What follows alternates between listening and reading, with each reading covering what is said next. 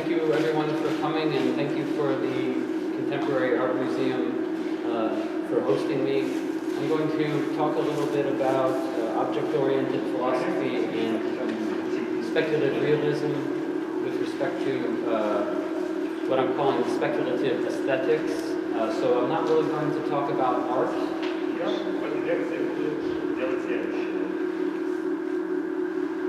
I'm going to talk about aesthetics in the Kantian sense.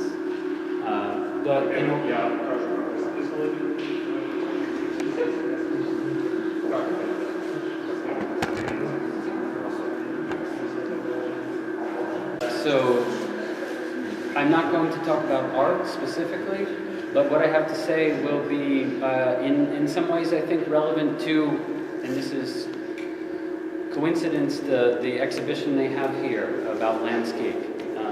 But we can talk about that maybe later after I'm finished.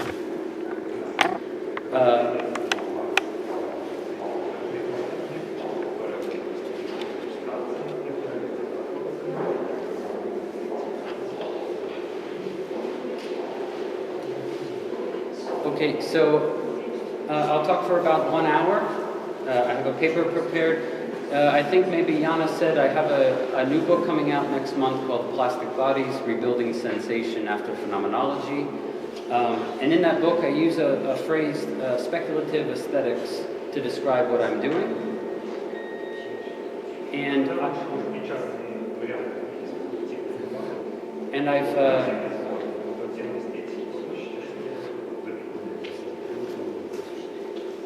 And I found this word, this phrase, speculative aesthetics, by being used by several other people right now as well. And so my paper is, in a way, about the uses of this term, speculative aesthetics.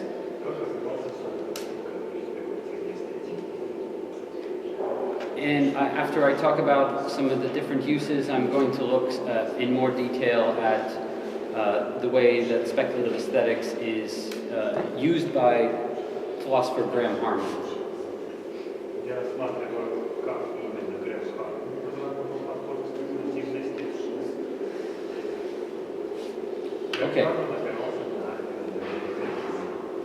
Okay, so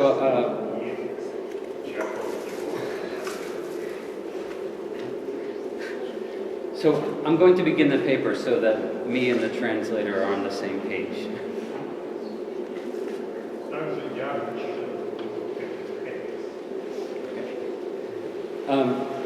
In this lecture, I wish to do the following things. First, I want to just enumerate several of the ways that the phrase speculative aesthetics has been mobilized in contemporary speculative philosophy. Secondly, consider in more detail one approach to speculative aesthetics, namely Graham Harman's object-oriented philosophy and in its indebtedness to Emmanuel Levinas. And third, I want to defend a particular way forward in a speculative aesthetics, one that we can call object-oriented, and which is found in articulation recently in the work of an American literary theorist and scientist named Catherine Hales. So, first part. When the edited book The Speculative Turn was published in 2011, the theme of aesthetics was for the most part absent from the 25 chapters, 25 essays and interviews in the book. You could buy this book at Petrovsky Bookshop. In 2013, a manifesto appeared on the Australian Aesthetics After Finitude blog, indicating that there's a need to fill this gap in the literature of speculative philosophy. And the manifesto reads like this, and this is a quote. Via the collective close reading of speculative realist texts, we hope to confront the marginalization of aesthetics in the wake of speculative turn and reconsider the consequences of such thought for human systems of representation in order to discover new possibilities for artistic and specifically literary practice.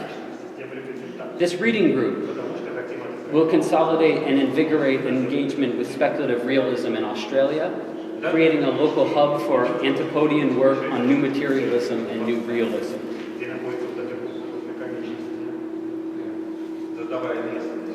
While many have noted the conspicuous absence of ethics and politics in object-oriented ontology and speculative realism, it's only in the last year or two that the subject of aesthetics has stepped out of the shadow cast by epistemology and metaphysics over the field of contemporary speculative philosophy. Indeed, the need for speculative aesthetics has become apparent. Today, a number of texts and thinkers, myself included, have begun to consider the prospect of speculative aesthetics, although the meaning of this phrase is still very much under discussion. Before looking in more detail at one iteration of speculative aesthetics, namely Graham Harman's, I'd like to signal some of the places where a speculative approach to aesthetics is currently being used or underway. The latest issue of the journal Speculations, which publishes many works in speculative realism, is devoted to aesthetics in the 21st century. It's effectively an issue on speculative aesthetics. Arguably the most interesting paper from my perspective is one by Catherine Hales, which I will discuss very briefly at the end of this lecture. Incidentally, Hales was also one of the co-conveners of the 2011 Speculative Aesthetics Working Group at the Franklin Humanities Center at Duke University.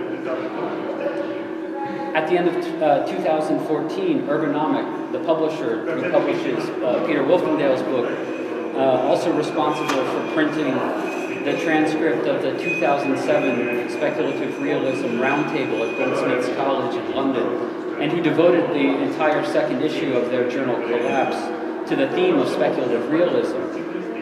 Ergonomic has published a volume recently, this year, or end of last year, called Speculative Aesthetics, a collection of papers that were originally presented at a 2013 conference discussion on the book's theme, Speculative Aesthetics. While acknowledging and lamenting the influence of speculative realism and object-oriented ontology on the contemporary art world, the editors of the volume tell us that, quote, speculative aesthetics here reaffirms a relation between the aesthetic and human creativity, but within a conceptual framework that refuses to relinquish either of them to ineffability or to immutability, end of quote. The editors go on to note that the various contributions to the volume both naturalize and denaturalize aesthetics, while representation is rehabilitated, abstraction is materialized, and cognition is accelerated. Their desire to see speculative aesthetics disengaged from speculative realism and realigned with accelerationism is obvious. With a marked derision toward speculative realism and object-oriented ontology, the editors of speculative aesthetics notably embrace the promise of representation, abstraction, and cognition, while devaluing ineffability. There's certainly a movement that counters the well-entrenched critique of representation, now passé in continental philosophy and postmodern theory. Unfortunately, most of the contributions to Ergonomic's Speculative Aesthetics volume only engage aesthetics very briefly and proleptically. Some of them are only marginally concerned with aesthetics, more concerned with cognition. On the whole, and apart from the revealing polemical introduction to the volume, which wears its contempt for speculative realism and object-oriented ontology on its sleeve, there is little substance in its contents. Notably, however, it raises the following important question. If speculative realism is concerned with wresting attention away from the primacy of intuition and interpretation, is speculative realism an anti-aesthetic tendency? Someone who finds ineffability rather than representation and cognition at the center of aesthetics is American philosopher, speculative realist Stephen Shaviro. Shaviro has emerged as one of the major figures in what I have called the second wave of speculative realism. Shaviro is ever since Shaviro entered into dialogue with speculative realism, he has foregrounded aesthetics in his work. Shaviro is one of the only speculative realists who has made aesthetics a priority in his philosophy.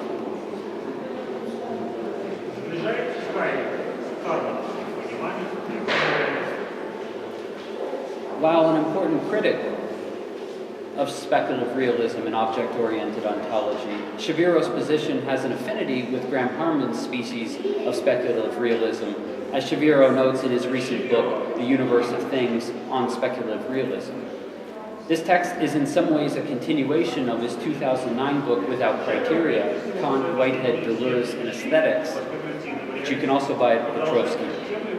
It's only in the latest book, however, that Shaviro deploys the phrase speculative aesthetics to name his original contribution to the speculative term. This view he explicitly positions in contrast to Meillassoux and Harman. What Shaviro proposes with his speculative aesthetics is a theory of aesthetics as primordial, as the ground of all cognition, relation, and action. In short, as the ground of all experience. Since aesthetic experience is singular, according to Shaviro, speculative aesthetics cannot provide us with a general aesthetics, however. Kant, Whitehead, Deleuze are the key thinkers in his effort toward a speculative aesthetics, but the project is yet to be fulfilled, if ever. So what does it mean for Shaviro to say that aesthetics is the ground of all experience? Put very schematically, it's to say that our contact, whether human or non-human, happens via or through aesthetic qualities. For those objects which can feel like humans and non-human animals, it means that all contact is first and foremost non-cognitive. It's a matter of feeling or affection. For inanimate things, aesthetics is a matter of affecting and being affected. With reference to Graham Harman, Shaviro writes that, quote, an object that contacts us from outside and whose true inner nature we cannot know has a basically ineffable effect on us. End of quote. The same is true of inanimate objects. This effect is determined for Shaviro by what he calls the power or capacity of the objects in question, and the singular way that the objects brought into contact deploy their respective qualities or capacities or powers. Shaviro borrows this language of powers and capacities from the powers metaphysics of the philosophers George Molnar, Stephen Mumford, and Rani Will Anjum, all of whom argue for the objectivity of powers. An object's power, then, is real. It's the object's virtual capacity to produce real causal effects in the world. And for Shaviro, he follows Tim Morton here, causality is basically aesthetic. This is just another way of saying that causality is always metaphorical or vicarious, as Harman says, never literal. And this is the only kind of causality that there is, aesthetic causality. The task of speculative aesthetics, as Shaviro sees it, is to theorize this imminent, non-cognitive contact, to help us get a purchase on how we sense or feel that something is beautiful, even before we recognize it, and without necessarily knowing anything about it. The purpose of this theoretical endeavor, as Kantian as it is Whiteheadian, is to propose heuristics that I hope will be more or widely applicable, as Shaviro has recently put it in a Facebook status update, which he said I could quote. Today there are more and more uses of the phrase speculative aesthetics. I have mentioned only a few here, but if you do a Google search, you'll quickly return several more uses of speculative aesthetics. And while we should not move on without mentioning the work of people like Aaron Manning, Brian Masui, and Mark B.N. Hansen, all of whom are engaged in aesthetic theory from essentially a speculative position, in the next section, I look closely at one of Graham Harman's most focused discussions of aesthetics and consider how it gestures toward the need for speculative aesthetics.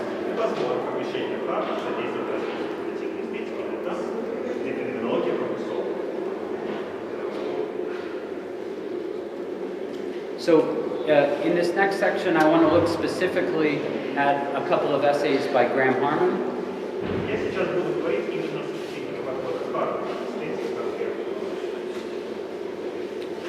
And I want to make a critique of Harman's position on speculative aesthetics.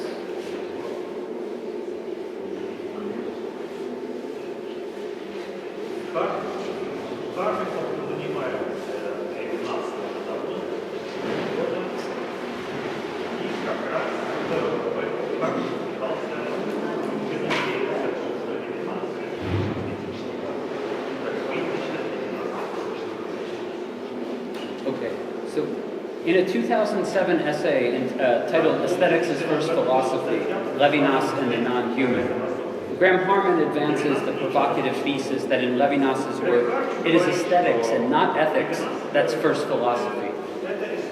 The evidence supporting this thesis is drawn primarily from the reading of a few concepts prominent in Levinas's book, Otherwise Than Being, proximity, these concepts of proximity, substitution, and sincerity, which we heard about yesterday. In a complementary essay published in 2009 called Levinas and the Triple Critique of Heidegger, Harman strengthens his primacy of aesthetics thesis with evidence drawn from totality and infinity, paying particular attention to the concepts of separation, exteriority, and substance. All six of these concepts, in Harman's view, contribute obviously to Levinas's ethical critique of totality, but also significantly to a metaphysics of objects that breaks with the idealist heritage of phenomenology in order to prepare the, quote, groundwork for a strange new form of realism we call speculative realism.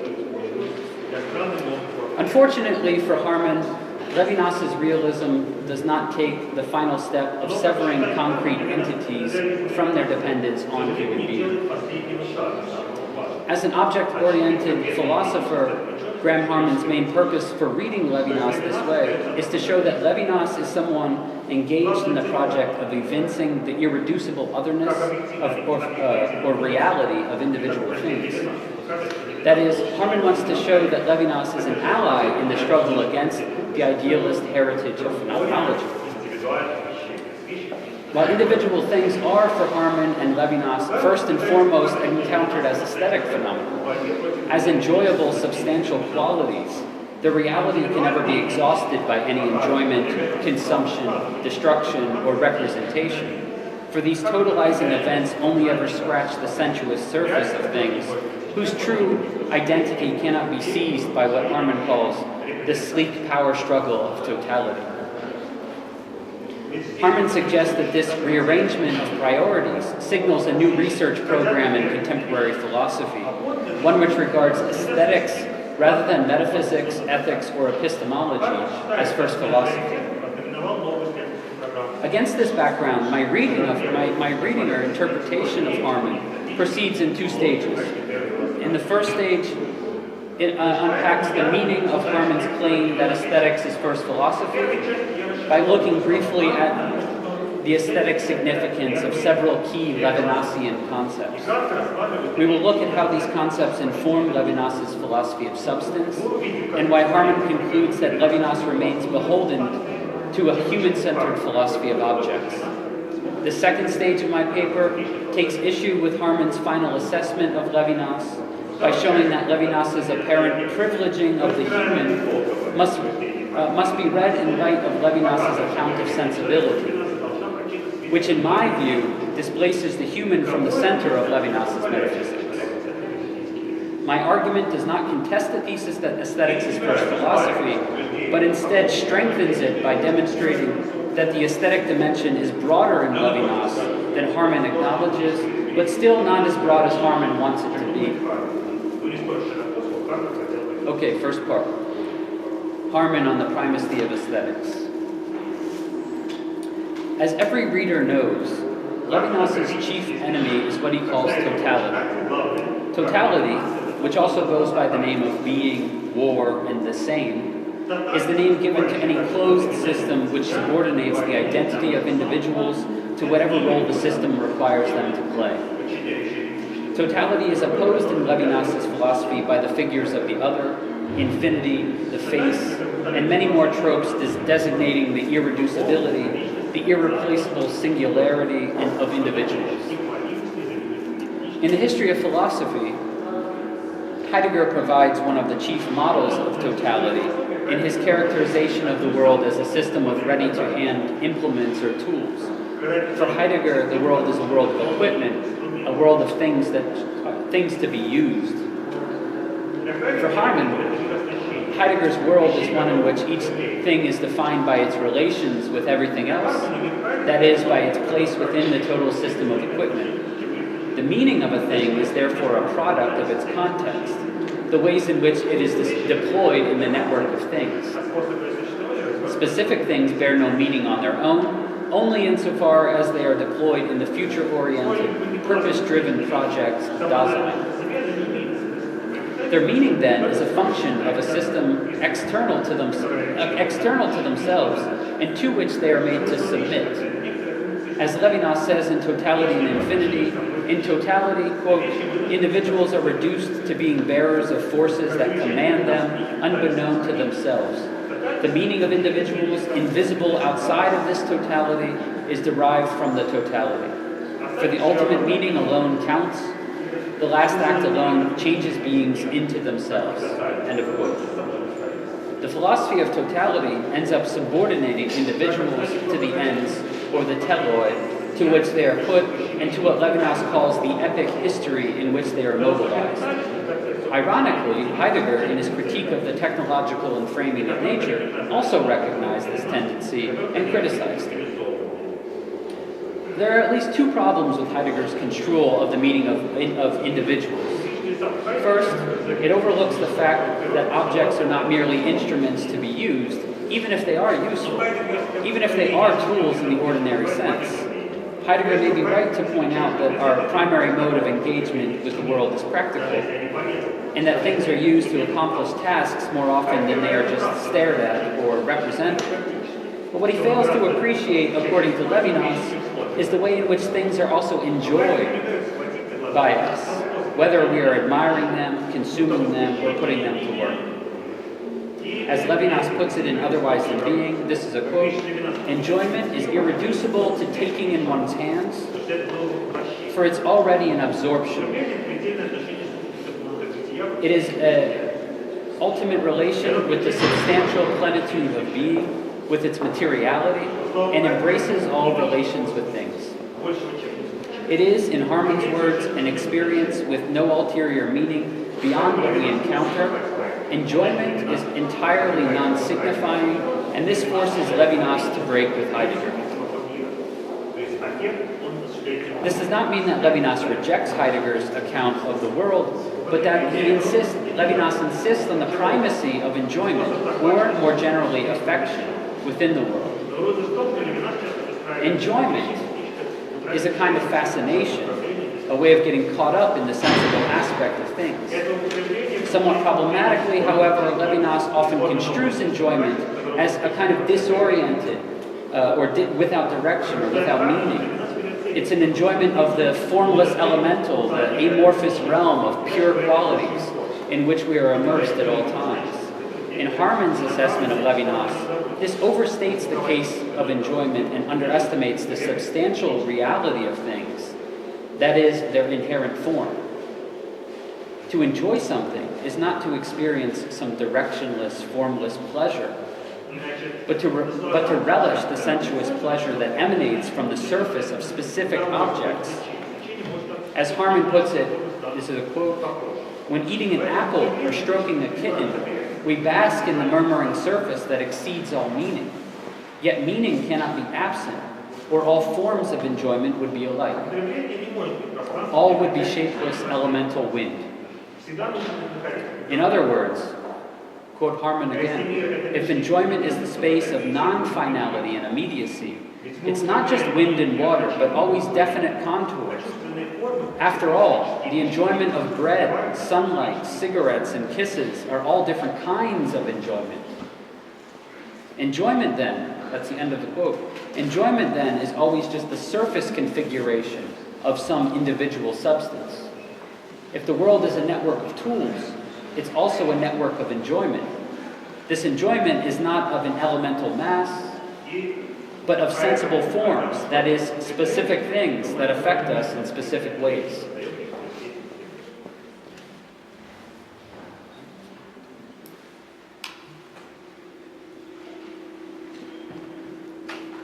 This brings us to the second problem with Heidegger's treatment of individuals. The problem is that it does not take them on their own terms. That is, despite the reach of Heidegger's hermeneutic as structure, he does not acknowledge the irreducible singularity of individuals as the individuals they are in themselves. For Harman, Heidegger fails to appreciate that things simply are what they are. And it is this, their quiddity or their substance, that determines the specificity of their enjoyability. A thing is not the totality of perspectives that one can take on it, as Merleau-Ponty might argue. It's also not merely the ways in which it differs from other things, or the totality of its relations, as Hegel or Derrida might have it. The identity of a thing is internal to itself. It is what it is. In Harman's words, quoting Harman, nails, screwdrivers, cages, drums are not merely devices enslaved to a wider system of tools. Each reposes in itself, busy being itself, and not just passing into relation with the others. Levinas's name for this repose is sincerity. And we saw Pete talk about sincerity yesterday. This term sincerity, Harman gets from Levinas.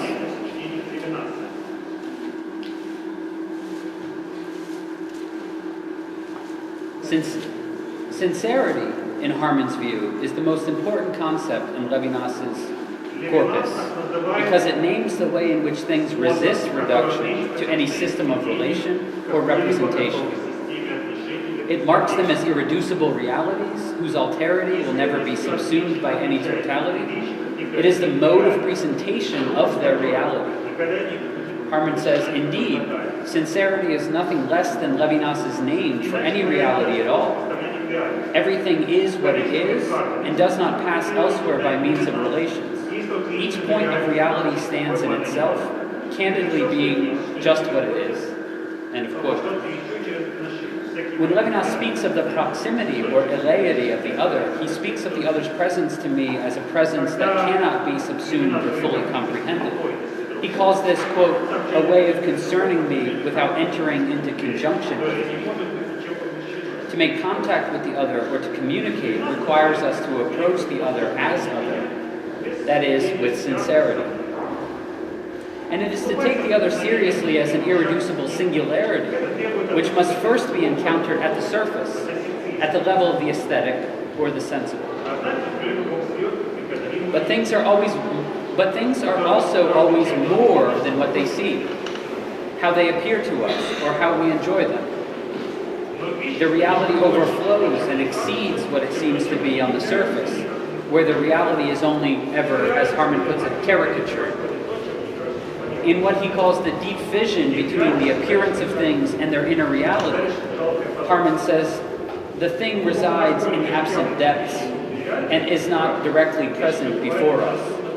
If our perception of a tree brings the tree directly before us, there are other cases in which our sincerity does no more than allude to a tree that is more than what our minds can directly present. This gap between the things as sensed and as sensible, and the thing in its excessive alterity, its identity beyond intentionality, its substance, this gap is not introduced by human consciousness. Levinas does not recapitulate the Kantian distinction between phenomenon and noumenon. For the split between appearance and reality is for Levinas a split that's internal to the things themselves.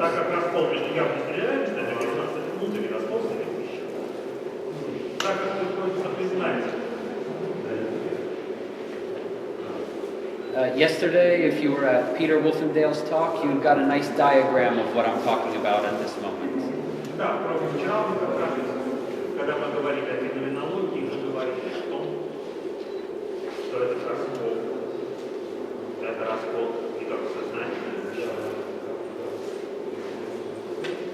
So, while it is true that human consciousness only ever accesses the sensible, the phenomenal surfaces of things, for Levinas, the surface or the face of things is always gestures or alludes to a more substantial reality below the surface to which sensible qualities cling, like magnets.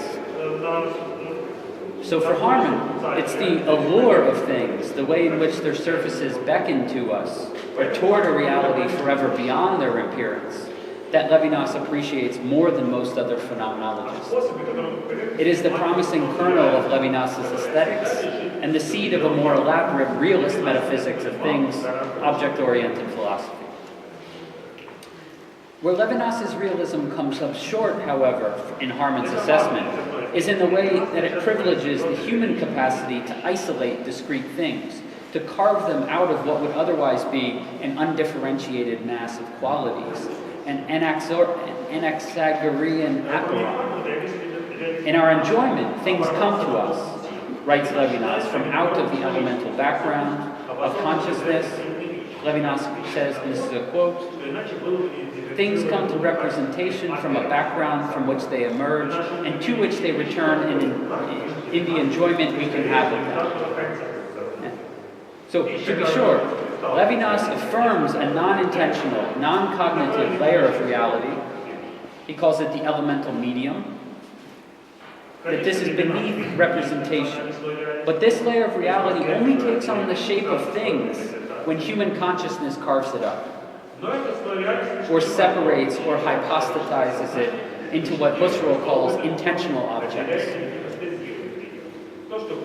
What we've been calling so far the sincerity of things, their autonomous, substantial identity, becomes the product of the human capacity for enjoyment and representation. This undercuts Levinas's own aspiration to discuss reality apart from the relations that mark the war of the world, and it keeps him from developing a full-fledged metaphysics of objects and an aesthetics that would allow for the interaction of things when no humans are around to act or witness or judge. This ultimately is Harman's major disappointment with Levinas.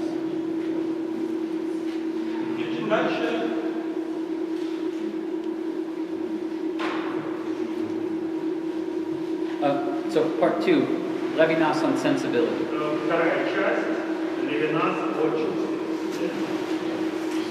So let me just say before I begin, this is the part where I give a kind of critique of Graham Harman.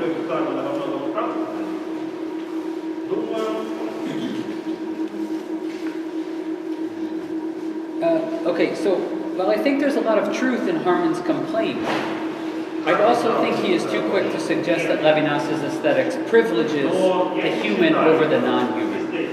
If we turn to the analyses of sensibility and sensation in Levinas's texts, and we read these alongside his explication of enjoyment, separation, and living from, these important Levinasian concepts, we can see that Levinas holds a deep appreciation for the power of non-human entities to enthrall and nourish us with their sensuousness prior to any representation. I suggest that this sensuousness is the animating principle of embodied human subjectivity, and consequently, one of the primary ways in which Levinas decenters the human from his metaphysics. Thus, I too affirm that aesthetics is first philosophy, but in a more generous sense than Graham Harman. My affirmation implies that aesthetics cannot be confined to the human world, to philosophy of art or art criticism or theories of beauty and taste, but must be regarded as a basic dimension of human and non-human experience. It's built into the very fabric of the sensible itself. On this view, in my view, the aesthetic is the medium of intersubjective as well as interobjective commerce. Levinas himself provides us with some of those resources for fleshing out this claim. But here I will focus on section 2 of Totality and Infinity and Levinas's essay Reality and its Shadow. Okay, so Harman's primary criticism of Levinas is that inanimate things are not accorded the kind of transcendence enjoyed by human things or human others. That things, inanimate things, are at the mercy of consciousness, of the consciousness that thematizes, utilizes, or appropriates them, and in a way that the other person could never be. There is truth in this. There's truth in this insofar as Levinas insists that there is a difference that separates the relations analogous to transcendence from those of transcendence itself. Transcendence itself, he makes clear, is proper to the social relation, the metaphysical relation, not the contemplation of objects. On the other hand, it is likewise necessary to ask about the individual subjects who constitute the social relation, to inquire, I think, into what makes up their lives and allows them to distance themselves from one another and from objects. Levinas here is unequivocal. He says, the bare fact of life is never bare. Life's relation with the very conditions of its life becomes the nourishment and content of that life. Life is love of life, a relation with contents that are not my being, but more dear to me than my being. Thinking, eating, sleeping, reading, working, warming oneself in the sun. In short, life is nourished by enjoyment, which Levinas identifies as the very pulsation of the I. Put differently, or in other words, what I do and what I am is at the same time that from which I live. The social relation is, in a sense, dependent upon the material conditions of enjoyment. So, as we saw earlier, enjoyment is enjoyment of sensuousness, what Levinas calls the materiality of things. But it's also enjoyment of specific things: bread, tobacco, silk, sand. And this enjoyment precedes consciousness and labor. Affectivity is what affects the separation of the subject and renders ipseity possible. So it cannot be the case that Levinas straightforwardly privileges the human capacity to distribute the elemental into discrete units or things. For this capacity is itself the product of the sensible itself. That is, the aesthetic content of specific things, like, as he puts it, good soup, air, light, spectacles, work, ideas, sleep, etc. These are not objects of representations. We live from them. End of the quote. In other words, these are neither mere tools, nor are they the product of any objectifying act. They are the very nourishment of life.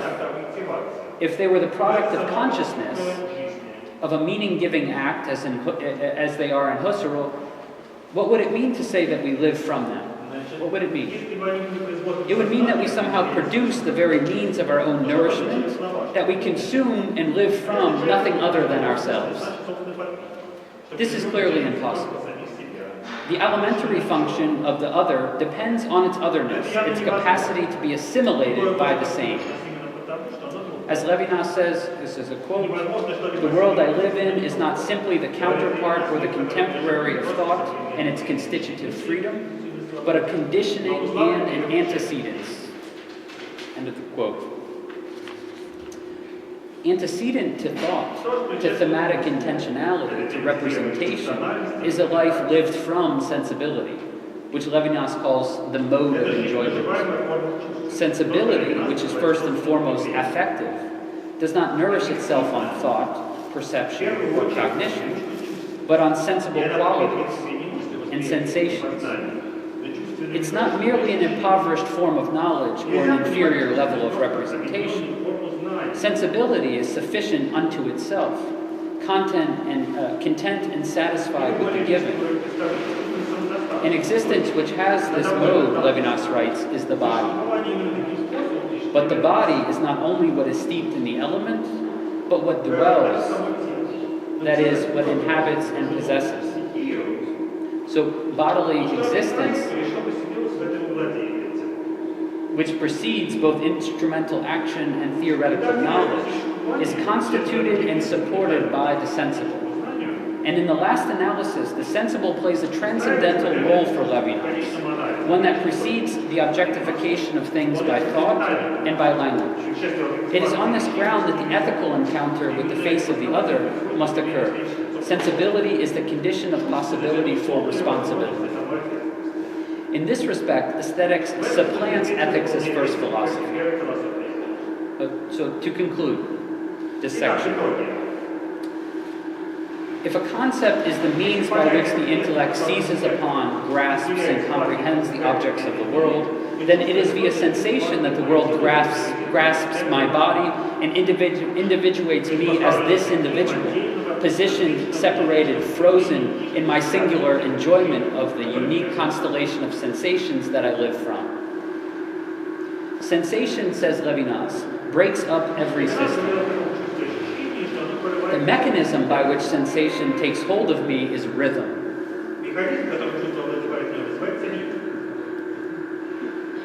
Writing about art, Levinas says in the essay Reality and Its Shadow that, quote, rhythm represents a unique situation where we cannot speak of consent, assumption, initiative, or freedom because the subject is caught up and carried away by it. Rhythm renders the subject effectively passive. Stripped of its purposiveness and power, the subject becomes complicit in its own representation. This occurs with the apprehension of any image, whether artistic or not. It is the effect that the spectacle or the phenomenal, which is to say the world of phenomena, has upon us at any given moment. Its aesthetic element, says Levinas, is sensation. As we have already noted, there exists a gap between the sensible image of things and the thing itself. This duality or diachrony means that the thing is what it is and it is a stranger to itself. The same could be said of the subject, who at once represents the world to itself and who is implicated in the sensible dimension of that representation, who enjoys the spectacle of reality and gets caught up in the rhythm of sensation. This is, of course, each one of us, insofar as we exist as bodies among other bodies, human and non-human. Now, if the question of metaphysics, as Harman puts it, is the question of how two substances can interact in their proximity without fusing together, then this question applies equally to inanimate and animate bodies, insofar as each exists corporeally and in the realm of the sensible. On this reading, metaphysics is not proper to the social relation, it is proper to the intercorporeal relation. Phenomenology cannot tell us how it is possible for two independent substances or two autonomous bodies to interact. It simply shows us that they do, or they seem to do. But to grasp the reality of corporeal interaction, whether intersubjective or interobjective, we must unpack both the phenomenology of interaction and the manner in which things exceed their own representation, which is to say, the diachrony of representation. This requires a speculative aesthetics, or what Levinas might have called a metaphysics of sensation.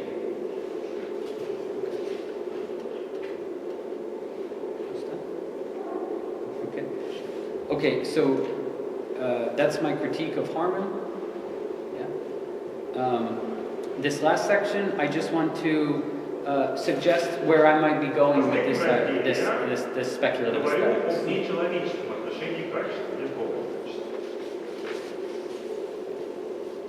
So, as far as I'm concerned, speculative aesthetics has a number of tasks ahead of it. It must negotiate the relative importance of representation to determine whether or not there is a non-representational element to aesthetics. It must discern the extent to which aesthetics must exploit or disengage anthropomorphism in order to understand what non-human experience is like. I'm thinking here of Ian Bogost's work in the book Alien Phenomenology and its relation to the so-called new aesthetic that has concerned itself with the way that machines, cameras, and so forth sense the world. Speculative aesthetics must also attempt to think or to imagine, to whatever extent possible, the objectivity of qualities and the degree to which these qualities are independent of human experience. This is in some respects a classical epistemological and metaphysical question, the question of primary and secondary qualities and their relationship. This question has been revitalized recently by Quentin Meillassoux in his book After Finitude, but with respect to the problem of intellectual rather than aesthetic intuition. For my part, I've begun to think of the objectivity of sensation in my book Plastic Bodies, Rebuilding Sensation After Phenomenology. In this book, I'm primarily interested in assessing the extent to which phenomenology has provoked us to think a layer of aesthetic experience that exists below the level of perception and cognition. In this respect, I'm engaged in a project that's kind of parallel to Steven Shaviro's, one which concerns itself with the anonymous life of qualities and the aesthetic unconscious. If we are to think aesthetics as such, it must be thought apart from human consciousness. It must be a kind of non-correlationist aesthetics. I therefore disagree with Mark Fisher that the tediousness of affect theory must lead us to the conclusion that, quote, if we want the aesthetic, we must have experience in some sense, or that if we want aesthetics, we must necessarily think the subject of aesthetics. Why not an aesthetics without subjectivity, a pre-subjective or an inhuman aesthetics? Why not a Humean aesthetics that sees the aesthetic event as a conspiracy of qualities without substance or subject? Such an aesthetics, I think, would be kind of Deleuzian, kind of Humean, kind of Spinozan, but it would not merely be a reiteration of affect theory. It would have to think objects and bodies not as sites of affectivity, but as nothing other than sensory events, constituted and reconstituted by the qualities of the environment or the landscape, as animated by the anonymity and the inhumanity of the aesthetic environment. One place I found this is in Catherine Hales's work. In her essay, Speculative Aesthetics, Object-Oriented Inquiry, which is included in this 5th volume of the journal Speculations, Catherine Hales poses the question of what aesthetics would look like if the human were decentered from the discussion and the inanimate were allowed to sense. She notes that speculative realism has gone some distance in answering this question, but it has not gone far enough. Harman's essay, Aesthetics as First Philosophy, as I discussed earlier, leaves us wondering what it's like for an object to enjoy aesthetic qualities and what the allure of fire is for cotton. Bogost's metaphorism, as articulated in Alien Phenomenology, does help us answer these lingering questions, but also helps us see that our speculation about object perception will only ever be a caricature of that perception. What then is the point of object-oriented philosophy if it will never access the aesthetic experience of the thing itself? Aesthetics can never completely leave the human behind, argues Hales. It can never, nor should it, become absolutely object-oriented. So Hales proposes that speculative aesthetics need not be constrained by the parameters of speculative realism and object-oriented philosophy. Hence why she proposes a species of materialism that she calls object-oriented inquiry, a method of inquiry that is as much beholden to the evidence of empirical science as it is indebted to speculative realism and new materialism, in particular the materialism of Jane Bennett and Andrew Pickering. Most promising about Hales's approach, from my perspective, is not her insistence on the resistance of things as evidence of their materiality, but her insistence that given a body of scientific knowledge about the objects of the universe, we can, quote, extrapolate into perception or worldviews, speculating about how objects encounter the world. As she says, quoting Hales, implicit in this procedure is an assumption that scientists, technicians, engineers take so deeply for granted that it is not an assumption so much as a presupposition. To exist in the world, every object that does so must have a certain internal coherence. Otherwise, it could not endure for even a nanosecond. Entailed in this internal coherence, I contend, is what I'm calling the conspiracy of qualities that collaborate to make up the object's aesthetic identity at any given moment. Understanding the mechanics of this conspiracy and its capacity to give rise to aesthetic expression, to provoke and resist human judgment, is the fundamental task of speculative aesthetics. Speculative aesthetics entails a commitment to the reality of sensation, to the reality of aesthetic qualities, and to their independence from human consciousness. Here I am in agreement with Shaviro. And if it is true, as Hales contends, that every real object possesses, or even more strongly has a right to, its own experience of the world, including biological, inanimate, and animate objects, then speculative aesthetics is responsible for understanding the nature of this right and this experience on its own terms. That's it. Thank you.